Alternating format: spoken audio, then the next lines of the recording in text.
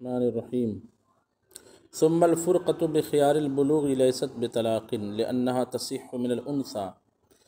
ولا طلاق إليها وكذا بخيار العتق لما بينا بخلاف المخيرة لأن الزوج علیکم السلام هو الذي ملكها۔ وہی اصل میں سبق پڑھا دیا اور آج کی ریکارڈنگ نہیں کر پایا، تو ایک بار میں اوپر سے ترجمہ کرایا تو دیکھیے،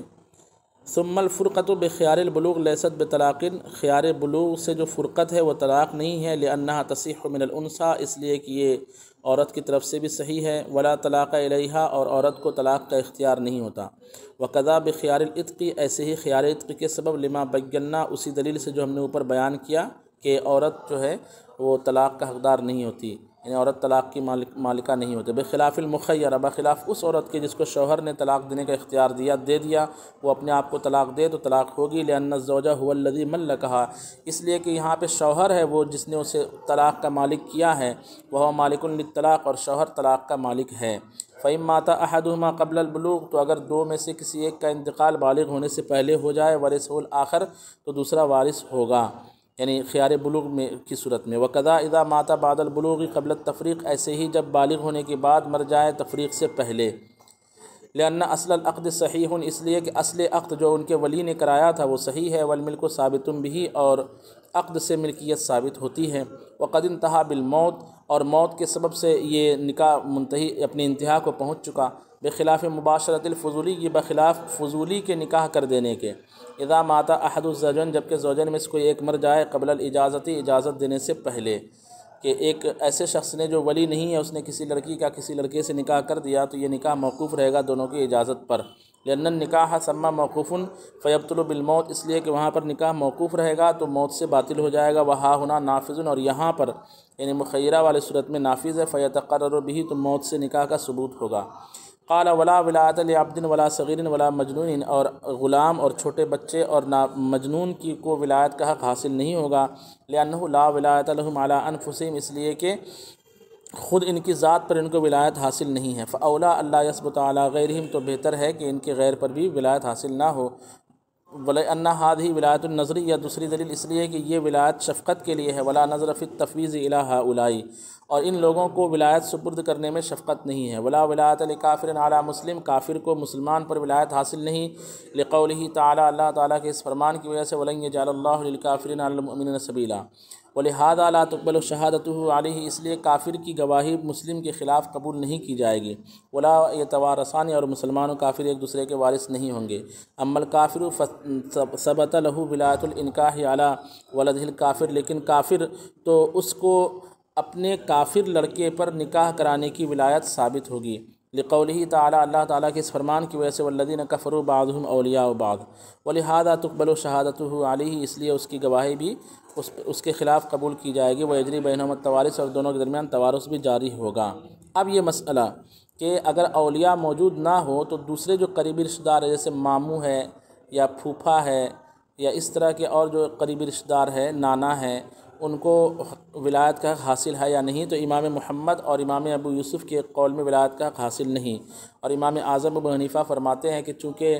اب اصل جو شفقت فرمانے والے لوگ تھے اور اب پختہ رائے والے تھے وہ نہیں نہ ہونے کی وجہ سے یہ معاملہ پھر جائے گا ایسے رشتہ داروں کی طرف جس میں کچھ نہ کچھ رشتہ داری موجود ہے تو کچھ نہ کچھ شفقت بھی موجود ہوگی،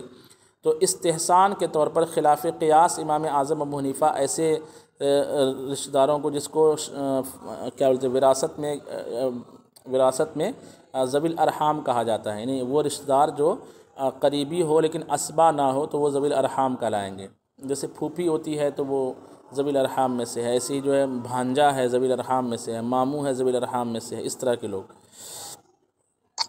تو ان کو ولایت کا حق حاصل نہیں ہے صاحبین کے قول میں، اور امام اعظم نے فرمایا کہ ولایت کا حق حاصل ہوگا۔ دیکھیے کہتے ہیں وَلِغَيْرِ الْأَصْبَاطِ مِنَ الْأَقَارِبِ وِلَایَةُ التَّزْوِیجِ عِنْدَ أَبِی حنیفہ رحمہ اللہ معناہ عِنْدَ عَدَمِ الْأَصْبَاط، اور غیر اسباط رشتہ داروں میں سے اور غیر اسباط قریبی رشتہ داروں کے لیے تزویج یعنی شادی کرانے کی ولایت ہوگی امام اعظم ابو حنیفہ کے نزدیک رحمہ اللہ، معناہ عند عدم الاسباط، اس کی تفصیل یہ ہے کہ اسباط کی عدم موجودگی میں یہ ہوگا، معناہ عند عدم الاسباط، اس کا معنی یہ ہے کہ اسباط کی غیر موجودگی میں ہوگا، وہذا استحسان، اور یہ خلاف قیاس استحساناً ہے مسئلہ۔ وقال محمد، اور امام محمد نے فرمایا لا تثبت، ولایت ثابت نہیں ہوگی، وہ القیاس، اور قیاس یہی چاہتا ہے۔ اور قیاس یہ ہے کہ اسبات کے علاوہ جو ہے وہ ایک تو یہ اسبات کو دیں گے تو سمجھ میں آتا ہے کہ وہ اس شفقت ہے، رائے کی پختگی ہے، اور حضور کی حدیث بھی ہے، تو اس لیے جو ہے اسباء کو ولایت کا حق دیں گے۔ تو اسباء کے علاوہ کو اس میں شفقت نہیں ہوتی ہے، اس پر کوئی نص وارد نہیں ہے، تو ان کو کیوں دیں گے یہ حق؟ وہ روایت نبی حنیفہ، اور یہی امام اعظم ابو حنیفہ سے بھی ایک روایت ہے۔ وقول ابی یوسف فی ذلک مسترب، اور امام ابو یوسف کا قول اس سلسلے میں مسترب ہے، یعنی کئی ہے۔ والاشہر انہ مع محمد رحمہ اللہ، اور زیادہ مشہور یہ ہے کہ یہ امام محمد کے ساتھ ہے، یعنی کہتے ہیں کہ ولایت کا حق نہیں ہوگا۔ لہما ما روینا، ان کی دلیل یعنی امام محمد کی دلیل وہی ہے جس کو ہم نے پیچھے روایت کیا کہ ولایت جو ہے وہ اسباء رشتہ داروں میں ہی ہوگا، اس کے علاوہ کو نہیں۔ وہ جو پیچھے حدیث گزری نا کہ نکاح جو ہے وہ النکاح الی الاسباط، نکاح جو ہے اسباط کی طرف پھرتا ہے۔ وَلِأَنَّ الْوِلَایَةَ إِنَّمَا تَثْبُتُ صَوْنًا لِلْقَرَابَةِ النِّسْبَةِ غَيْرِ الْكُفْوِ إِلَيْهَا وَإِلَى الْأَسْبَاطِ الصِّيَانَةِ۔ دوسری دلیل یہ ہے کہ ولایت جو ثابت ہوتی ہے وہ اس رشتہ داری کو بچانے کے لیے ثابت ہوتی ہے غیر کفو کی طرف رشتہ داری کو منسوب کرنے سے۔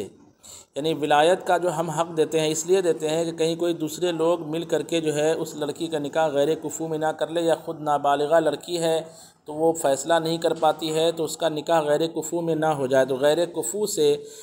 کفو کی طرف نسبت سے قرابت یعنی رشتہ داری کو بچانے کے لیے یہ طریقہ اختیار کیا گیا ہے کہ ولایت کا حق دیا گیا ہے قریبی رشتہ داروں کو، اسباط کو، تاکہ وہ سمجھ بوجھ اور شفقت کے طور پر جو ہے ایسی جگہ لڑکی کا رشتہ کرائے جس میں کیا بولتے ہیں کفو کا معاملہ پایا جاتا ہو۔ تو انما تثبت، ولایت ثابت ہوتی ہے صوناً للقرابتی، رشتہ داری کی حفاظت کرنے کے لیے، کس چیز سے؟ عن نسبتی غیر الکفو الیہا، لڑکی کی طرف یا قرابت کی طرف غیر کفو کی نسبت سے، وإلی الاسباط الصیانہ، تو اسباط کی طرف حفاظت ہے، یعنی اسباط کو ولایت کا حق دیں گے تو حفاظت ہے،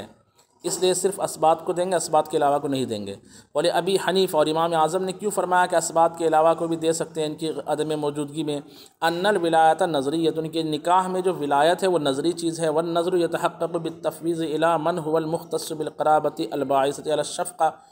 اور نظر متحقق ہے، ثابت ہے اس شخص کی طرف سونپنے سے، یعنی نظر ثابت ہے ولایت کو اس شخص کی طرف سونپنے سے جو ایسی قرابت کے ساتھ خاص ہے جو قرابت ابھارتی ہے شفقت پر۔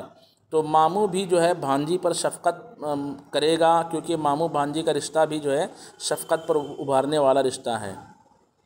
ومن لا ولیھا، اور جس کا کوئی ولی ہی نہ ہو، یعنی الاسبۃ من جہت القرابت، یعنی رشتہ داری کی طرف سے کوئی اسبہ ہی نہ ہو، اذا زوجھا مولاھا الذی اعتقھا جازا، تو اب اس کا ایک ولی اس شخص کو بھی مانا جائے گا جس نے کبھی اس کو آزاد کیا تھا، ٹھیک ہے، یا جس کے باپ کو اس نے آزاد کیا تھا۔ جیسے زید کا بیٹا ہے یا زید کی بیٹی ہے جو نابالغہ ہے، اس کا کوئی رشتہ دار نہیں ہے، اس کا باپ تھا جس کو عمر نے آزاد کیا تھا، تو عمر جو ہے زید کی اس بیٹی، اب زید بھی انتقال ہو گیا، یعنی اس کا باپ کا انتقال ہو گیا اور کوئی رشتہ دار نہیں ہے، تو عمر جس نے اس کے باپ کو آزاد کیا تھا اس کو حق ولا حاصل ہوگا، لأنہ آخر الاسباط، اس لیے کہ مولۂ موالات جو ہوتا ہے وہ آخر اسباط ہوتا ہے، یعنی آزاد کرنے والا جو آقا ہوتا ہے، جب کوئی رشتہ دار نہ ہو تو آخری رشتہ دار آخری اسبا اس کو مانا جاتا ہے، یہ وراثت کے بیان میں پڑھیں گے آپ۔ وَإِذَا عَدَمَ الْأَوْلِيَاءُ، اور جب یہ دونوں طرح کے اولیاء نہ ہو، یعنی نہ تو وہ جو اسباط کی ترتیب ہے وہ بھی نہ ہو، اور نہ تو یہ اس طرح کا کوئی آزاد کرنے والا مالک ہو، فالولایۃ الی الامام والحاکم، تو اب ولایت لوٹ جائے گی حاکم اور امام کی طرف، یعنی حاکم جو ہے اگر چاہے تو اس نابالغ لڑکی کا یا نابالغ لڑکے کا اپنی مرضی سے جہاں چاہے نکاح کرا سکتا ہے، لقولہ علیہ الصلوۃ والسلام، حضور علیہ السلام کے اس فرمان کی وجہ سے، السلطان ولی من لا ولی لہ، کہ بادشاہ اسلام اس شخص کا ولی ہے جس کا کوئی ولی نہ ہو۔ اب یہاں سے دوسرا مسئلہ، کتنا وقت ہو گیا؟ چلیں وقت ہو